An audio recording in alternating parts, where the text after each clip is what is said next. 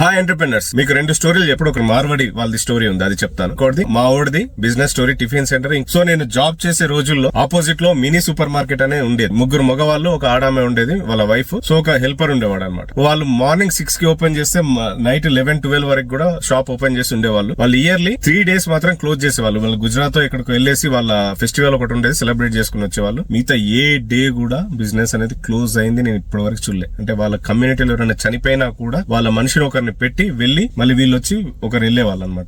అంత భయంకరంగా, అంటే ఏ రోజు క్లోజ్ ఉండదు. పండుగలు పట్టుబాలు ఏమి ఉండవు. ఇయర్లీ 3 days క్లోజ్ చేసేవాళ్ళు. ఒకరు వెళ్లి వండి తినేసి వచ్చేవాళ్ళు. వాడు వచ్చిన తర్వాత అతనికి షాప్ అప్పచెప్పేసి మిగతా వాళ్ళు వెళ్లి తినేసి వచ్చేవాళ్ళు అనమాట. ఎవరైనా కస్టమర్ వచ్చి బియ్యం బస్తా ఎత్తుకొని వెళ్ళలేకపోతే నేను హోమ్ డెలివరీ చేస్తాను, బాయ్ నుంచి హోమ్ డెలివరీ చేసేవాళ్ళు. ఇద్దరు షాప్ లో ఉంటే 2 hours పడుకొని వచ్చేవాళ్ళు. వాళ్ళ షాప్ ఎప్పుడు ఫుల్ గా ఉండేది.